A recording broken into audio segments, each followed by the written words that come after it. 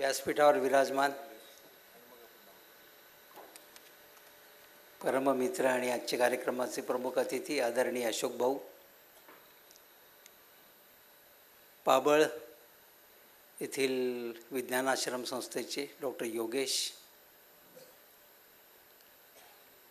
धस वहिनी, शिंदेसाहेब, जळगाव जनता सहकारी बँकेचे अध्यक्ष सतीशजी,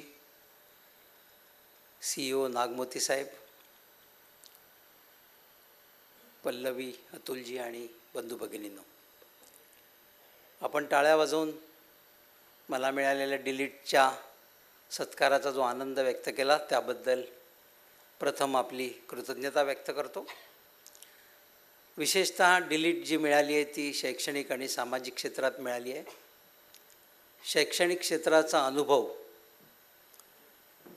एका अर्थाने अत्यंत व्यापक पद्धतीने देणारी विवेकानंद प्रतिष्ठान, केशवस्मृती सेवा समूह, समाजातल्या तळागाळापासून तर विविध प्रकारचा अनुभव देणारी केशवस्मृती प्रतिष्ठान, सर्व सहकारी कार्यकर्ते बंधू, माननीय आचार्य दादा, या सगळ्यांच्या प्रेरणेने आपल्याबरोबर काम करताना कदाचित एक पाऊल मी पुढे असेल किंवा आपल्यापैकी काही जणांनी मला खांद्यावर धरून घेतलं असेल म्हणून मी इतरांना दिसतो आहे.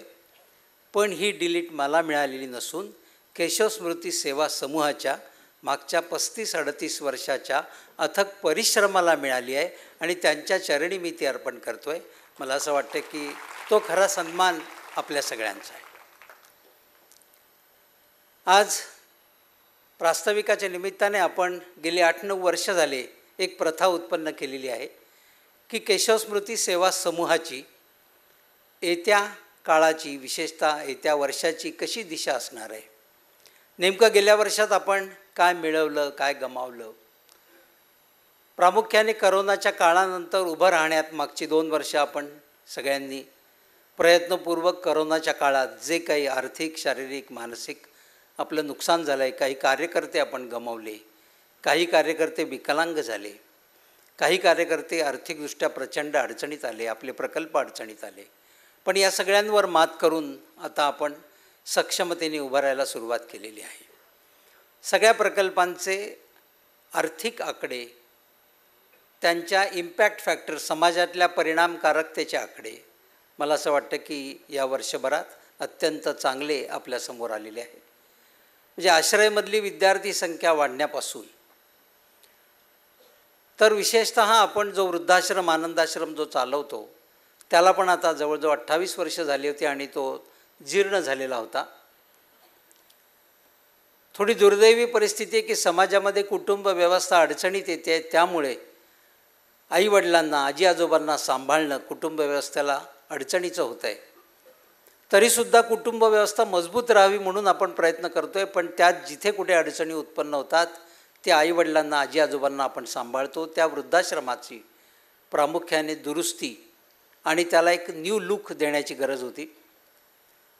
माननीय अशोक भाऊ जैन यांच्या कानावरती आपल्या अनिता दिदी कांकरिया यांनी विनंती केली प्रकल्प प्रमुख म्हणून की हा प्रकल्प आपण जरा अधिक चांगल्या पद्धतीने आता लोकांच्या समोर दुरुस्त करून आणला पाहिजे. आपल्या सगळ्यांना विनंती आहे की आपण याच्या आधीचा वृद्धाश्रम, ज्याला आपण आनंदाश्रम म्हणतो, तो बघितला असेल. पण पूर्णपणाने ज्याचा जीर्णोद्धार झालेला आहे, एका अर्थाने ज्याचं एका 3 स्टार रिसॉर्टमध्ये आजी आजोबांच्या रूपांतर झालेलं आहे, त्यांचा आनंद अधिक वाढलेला आहे, असा आनंदाश्रम आपण जरूर बघून या. त्या ठिकाणची संख्या देखील आता आगामी काळामध्ये उच्च मध्यमवर्गीय आणि अनेक उच्चवर्गीय लोकांना देखील आर्थिक गटातल्या अशा प्रकारच्या आश्रयाची गरज असल्यामुळे वृद्धाश्रमामध्ये सुद्धा योग्य स्वरूपाचे बदल आपण करतो आहोत. विशेषतः आदरणीय भवरलालजी जैन यांचं मार्गदर्शन, त्यांच्या सगळ्या कंपनीचं या पाठीमागे असलेलं आर्थिक योगदान, यातून विशेषतः या आनंदाश्रमाचा खूपच मोठा जीर्णोद्धार झाला आहे. आपण एकदा ते जरूर बघून या.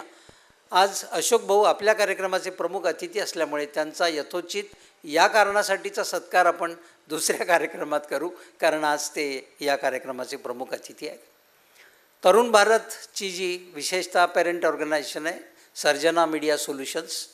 अशोक भाऊ, सर्जना मीडिया सोल्युशन्सने हा तरुण भारत डिजिटल फॉर्ममध्ये नेला आहे आणि 51 लाखांपेक्षा जास्त वाचक डिजिटलच्या स्वरूपामध्ये या वर्तमानपत्राने निर्माण केले आहेत. कदाचित प्रिंट मीडियाची आवृत्ती लोकांच्या वाचनात येत नाही, त्यामुळे हे इम्पॅक्ट आपल्या सगळ्यांना कळत नसतील. पण एक वेगळी भूमिका घेऊन तरुण भारत त्याचं काम करतो आहे. आश्रय जे मतिमंदांसाठी काम करत आहे त्या ठिकाणी पण विद्यार्थी संख्या वाढली. आश्रयासाठी सुद्धा महेंद्र कोठारी, सौरभ कोठारी या पितपुत्रांनी आपल्याला 2 एकर जागा दिलेली आहे आणि लवकरच आश्रयासाठी सुद्धा त्यांची स्वतःची इमारत होणार आहे. जळगाव जनता बँक, बलवंत पतसंस्था, JJIT हे आर्थिक विषयातले प्रकल्प किमान 20% जास्त आर्थिक प्रगती त्यांनी या आर्थिक वर्षात केलेली आहे. क्षुधाशांतीसुद्धा करोनानंतर आता पूर्णपणाने उभं राहिलेलं आहे आणि वेगवेगळ्या पद्धतीने 3000पेक्षा जास्त लाभार्थींचा आता उच्चांक क्षुधाशांती केंद्र गाठते आहे. त्यांची 2 वेगवेगळी उपकेंद्रसुद्धा लवकरच कार्यान्वित होतील अशा पद्धतीने बिर्लाजी आमचे जे प्रमुख आहेत त्यांनी परवाच आमच्याशी विश्वास व्यक्त केला. ब्लड बँकेमध्ये सुद्धा 7000पेक्षा जास्त रक्तपिशव्या, 12000पेक्षा जास्त रक्त गटाचे लाभार्थी म्हणजे फ्रॅक्शनल ब्लडचे लाभार्थी अशी आकडेवारी यावर्षी या रक्तपेढीची राहणार आहे किंवा राहते आहे. थॅलेसिमिया या रक्तपेढीशी संबंधित प्रकल्प ज्यामध्ये आपण थॅलेसिमिया मुक्त समाज, डॉक्टर सई नेमाडे आपलं ते काम करतात. वेगवेगळ्या प्रकारचं अर्ली डिटेक्शन, लोकांमध्ये अवेअरनेस उत्पन्न करणे, प्रसंगी बोन मॅरो ट्रान्सप्लांटपर्यंत त्या पेशंटला मदत करणे. सिंधी आणि भाटिया समाज, बारी समाज यांच्यामध्ये थॅलेसिमियाचं मोठ्या प्रमाणावर आपल्याला रुग्ण आढळून येतात. त्यांच्यामध्ये जागृती करणं अशा स्वरूपाचं काम पण थॅलेसिमियाच्या माध्यमातून आणि रक्तपेढीच्या माध्यमातून आपलं चालू असतं. विशेषतः हरिविठ्ठल नगरमध्ये, ज्याला आम्ही सेवावस्ती म्हणतो, त्या ठिकाणी जळगावमधील उत्तर महाराष्ट्र विद्यापीठाच्या मदतीने शिवण क्लास आणि अन्य वेगवेगळ्या प्रकारचे क्लासेस चालवले जातात. त्याला सर्टिफिकेट विद्यापीठाच्या वतीने दिलं जातं. त्या केंद्रासाठी एक मोठी जागा आपण स्वतःची विकत घेतली आणि त्यावर स्वतःची इमारत होणार आहे. बाबूशेठ अग्रवाल, दिलीप शेठ चोपडा यांनी त्याच्यात कॉन्ट्रीब्युशन केलेलं आहे आणि ही जागा आपली खरेदी झालेली आहे आणि त्याच्यावरती लवकरच हरिविठ्ठल नगरमध्ये तिथल्या सेवावस्तीतल्या किमान 500 महिलांसाठी की ज्या स्वतःच्या पायावर उभे राहू शकतील, वेगवेगळ्या प्रकारचा रोजगारीतेच्या संधी माध्यम त्यांना आपण केशव स्मृती प्रतिष्ठानच्या माध्यमातून उपलब्ध करून देणार आहोत. मला खात्री आहे की पुढच्या वर्षीच्या या कार्यक्रमामध्ये त्या इमारतीचं लोकार्पण झाल्याची बातमी आम्हाला आपल्याला सांगता येईल. विविध प्रकारच्या या सगळ्या विवेकानंद प्रतिष्ठान तर खूप चांगल्या पद्धतीने काम करत आहे. मग आता आपण इतकी वर्ष झाली, विशेषतः आचार्य दादा कामातून कमी झाल्यानंतर त्याला आता जवळजवळ पूर्ण एक तप लोटला आहे. दादा 14 साली वारले आणि 12-13 नंतर तसे ते थोडे कामात फार सहभाग देऊ शकत नव्हते अशी परिस्थिती होती. म्हणजे जवळजवळ 12 वर्ष झाले आपण दादांच्या विना हे काम चालवतो आहोत. या 12 वर्षामध्ये वेगवेगळ्या प्रकारची आर्थिक क्षेत्रातली प्रगती, सामाजिक क्षेत्रातली प्रगती, अपंगांसाठीचं काम, मतिमंदांसाठीचं काम, गतिमंदांसाठीचं काम, मूकबधिरांसाठीचं काम, रेल्वे स्टेशनवर पळून गेलेल्या मुलांसाठीचं काम, चाइल्ड लाईनच्या माध्यमातून लहान मुलांवर जे अत्याचार, अन्याय होतो त्या संदर्भातलं काम, हे सगळं काम करता करता मित्रांनो आपण आता अशा एका वळणावरती आलेलो आहोत की ज्या समाजातल्या गरजा भागवताना आपल्या असं लक्षात आलं की आपण गरजा ज्यांच्या भागवतो त्याचा इम्पॅक्ट फॅक्टर, त्याची संख्या ही कंपॅरेटिव्हली कमी आहे. वृद्धाश्रमात लाभ घेणाऱ्यांची संख्या, चाइल्ड लाईनमध्ये लाभ, या सगळ्यांची संख्या गोळा केली, विशेषतः जनता बँक, शाळा आणि क्षुधाशांती सोडली, तर ही संख्या आपण समजतो तेवढी फार मोठी नसते. म्हणजे केशव स्मृतीकडे आता खूप मोठी शक्ती उत्पन्न झाली. त्यांच्याकडे शाळा आहे, त्यांच्याकडे बँक आहे, कार्यकर्ते आहे. तर समाजातल्या मोठ्या प्रश्नांना हात घातला पाहिजे. या संदर्भात गेले 4 महिने आम्ही सगळेजण विचारमंथन करतो आहोत आणि अंध, अपंग, लुळे, लंगडे, मतिमंद, गतिमंद, मूकबधीर या सगळ्यांची सेवा करता करता या संस्था आता आपल्या सक्षम झालेल्या आहेत. आता आपण एखादं मोठं चॅलेंज घेतलं पाहिजे असं सगळ्यांना वाटलं आणि त्यातून आपण विचार केला की या समाजामध्ये असलेले 2 मोठे प्रश्न त्याला आपण हात घातला पाहिजे. एक प्रश्न आहे बेरोजगारीचा. एका अर्थाने आपण म्हणतो की हा देश तरुणाईचा देश आहे. एकूण लोकसंख्येच्या 38% लोकसंख्या केवळ तरुणाईची आहे. पण दुसऱ्या बाजूने शासनाचा अहवाल, केंद्र शासनाचा, राज्य शासनाचा अहवाल तरुणाईच्या एम्प्लॉयमेंटबद्दलचा आपण वाचला तर केवळ 35.6% एम्प्लॉयमेंट 18 ते 30 या वयोगटातल्या तरुणांना मिळालेली आहे असं सरकार सांगतं. कदाचित ही आकडेवारी 35.6 पेक्षा कितीही जास्त असली तरी ती 40% जास्त नाही. म्हणजे 60% तरुण 18 ते 30 या वयोगटातले आजही बेरोजगार आहेत. आणि मग त्यांच्या संदर्भातला अभ्यास करण्यासाठी वेगवेगळ्या टीम आपण तयार केल्या. त्यातनं 3 निष्कर्ष निघाले की ही बेरोजगारीता का आहे. एकतर या सगळ्यांचा कल शहराकडे आहे आणि शहराकडे मोठ्या इंडस्ट्रीजना लागणारं जे मनुष्यबळ आहे त्यासाठीची ही पदवीधर झालेली माणसं, BA, BCom, BSc किंवा BE झालेली पण माणसं, they are not job ready. ते त्या ठिकाणी मुलाखतीमध्ये, लेखी परीक्षेमध्ये पास होत नाहीत. याचं कारण शिक्षण घेतल्यानंतर प्रत्यक्ष नोकरीच्या ठिकाणी लागणारं स्किल आणि त्याने घेतलेलं शिक्षण याच्यामध्ये प्रचंड तफावत उत्पन्न झालेली आहे. त्यामुळे या विद्यार्थ्यांना फिनिशिंग करण्याची गरज आहे, जॉब रेडी करण्याची गरज आहे.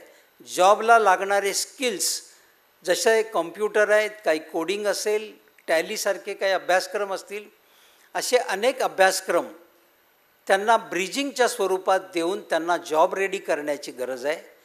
केशव स्मृतीला असं वाटतं की जळगाव शहरामध्ये जर 30-35 हजार बेरोजगार युवक ग्रॅज्युएट असतील तर ती जबाबदारी आमची आहे.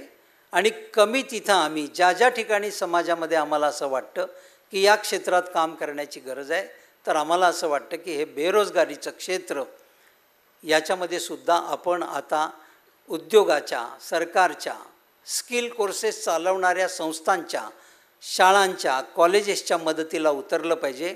आणि बाहेर पडलेल्या युवकाला ज्याला काम करायची इच्छा आहे त्याला जॉब रेडी करून जॉब मिळवण्यासाठी कॅटॅलिस्ट म्हणून भूमिका आपल्याला करता येईल का यासाठीचा अभ्यास बऱ्यापैकी पूर्ण झालेला आहे. विशेषतः मुंबई पुण्यामधल्या काही संस्था, काही एम्प्लॉयमेंट ब्युरोज, वेगवेगळ्या प्रकारच्या ट्रेनिंग देणाऱ्या संस्था, केशव स्मृतीने स्वतः महाराष्ट्र शासनाची स्किल म्हणजे स्किलची ट्रेनिंग देणारी सेंटर्स म्हणून स्वतःला रजिस्टर करून घेतलेलं आहे. आणि आगामी काळामध्ये पुढच्या 6 महिन्यामध्ये 1000पेक्षा जास्त तरुणांना वेगवेगळ्या प्रकारचं कौशल्य देऊन त्यांना स्कॉलरशिप देण्यासाठी सुद्धा आपण महाराष्ट्र सरकारबरोबर टायअप केलेलं आहे. आणि हे कोर्सेस येत्या महिन्याभरापासून आपण लवकरच सुरू करत आहोत. त्यामुळे बेरोजगारीता या विषयावर आपण काम करणार आहोत. या बेरोजगारीतेच्या वेगवेगळ्या स्ट्रक्चरच्या दिशा, ज्यांना कोणाला यात इंटरेस्ट आहे, काम करण्यात इंटरेस्ट आहे, स्किल अपार्ट करण्यात इंटरेस्ट आहे, त्या सगळ्या कार्यकर्त्यांना, व्हॉलेंटियर्सना आव्हान आहे की हा जो आहे ना, हा गोवर्धन पर्वत आहे. परवा एका पत्रकाराने आम्हाला प्रश्न विचारला की सरकार तर हे करतं बेरोजगारीतेचं काम, केशव स्मृतीने हे काम करण्याची गरज आहे का. मला असं वाटतं की सरकारने गोवर्धन उचलण्याचा प्रयत्न केलाच आहे. पण जर आपल्या डोळ्यादेखत 60% लोक बेरोजगार राहत असतील तर समाजात युवकांच्या मानसिकतेचे काही प्रश्न असू शकतात, एम्प्लॉयमेंटचे काही प्रश्न असू शकतात. ते NGO म्हणून, जबाबदार NGO म्हणून आपण त्याला हात घातला पाहिजे. आणि आपण आगामी काळामध्ये हे काम करणार आहोत. आणि हा गोवर्धन एकटा सरकार उचलेल असं नाही. कोणत्याही पक्षाचं सरकार असलं तरी केशव स्मृती पुढील 5 वर्ष या बेरोजगारीतेच्या गोवर्धनला उचलण्यासाठी मित्रांनो काम करणार आहे.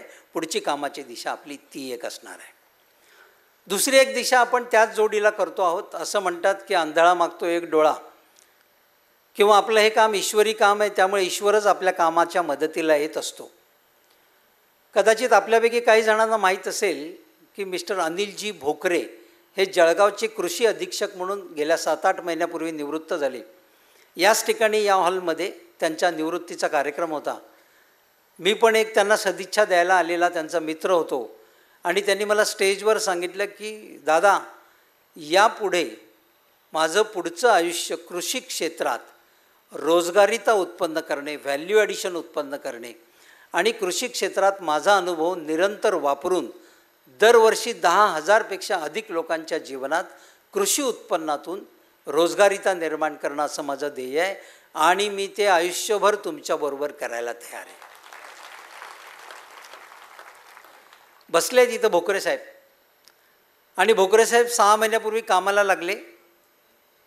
आपल्या शाळेमध्ये आपण निवासी शाळा चालवतो, त्या ठिकाणी वेगवेगळ्या प्रकारचे स्टुडंट फ्रेंडली कृषीचे अभ्यासक्रम, व्हॅल्यू ॲडिशन, अनुभूती या विषयाचे छोटे छोटे प्रयोग त्यांनी तयार केले आहेत आणि त्यांना असं वाटतं की कॅच देम यंग, 8वी 9वी 10वीतल्या मुलांनाच या विषयामध्ये जर गोडी उत्पन्न झाली तर BA BCom BScचे बेकारीचे तांडे हे विद्यार्थी निर्माण करणार नाही असं त्यांना विश्वास आहे.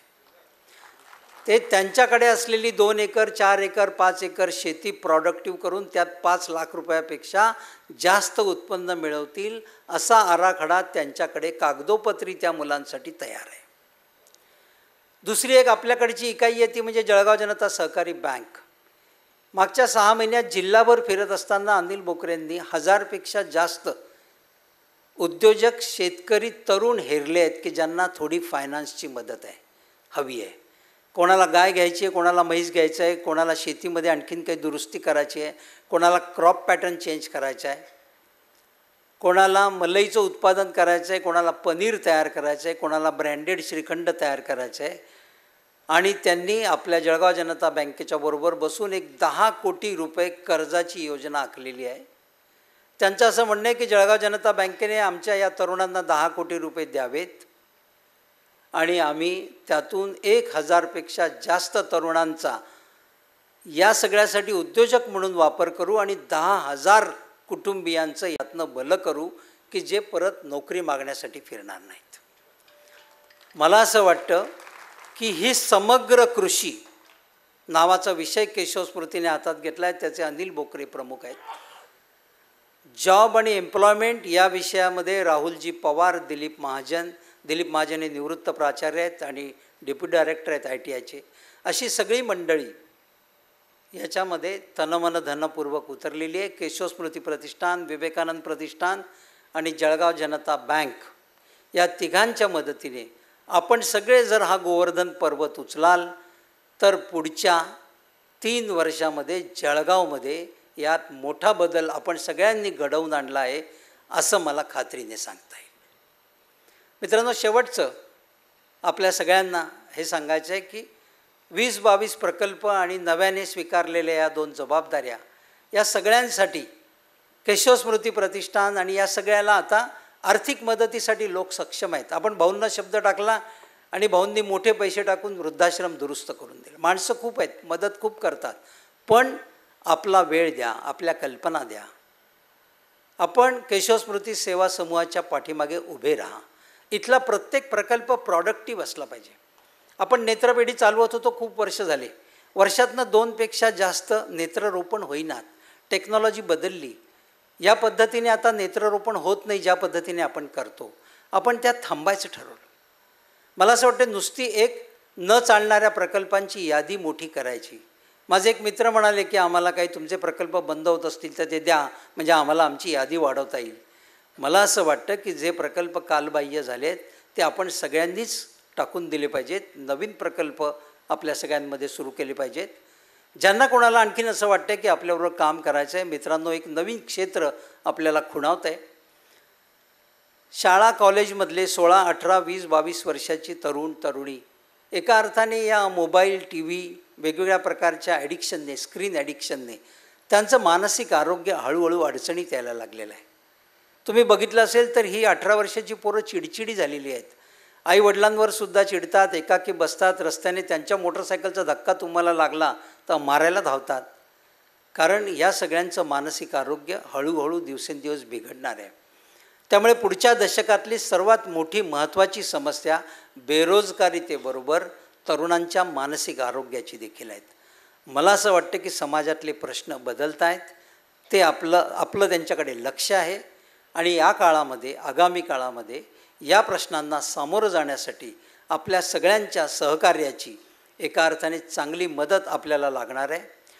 या मगाच्या गीतात सांगितलं त्याप्रमाणे या भारतभूच्या वैभवासाठी आपल्या सगळ्यांचे तनमनधनपूर्वक शुभेच्छांचे सारे मंत्र घेऊन आपण केशवस्मृतीचा हा पुढील प्रवास एका वेगळ्या दिशेने, वेगळ्या शक्तीने करू, असा मला तुमच्याबरोबर हा विश्वास व्यक्त करायचा आहे. माझे 2 शब्द संपवतो. धन्यवाद.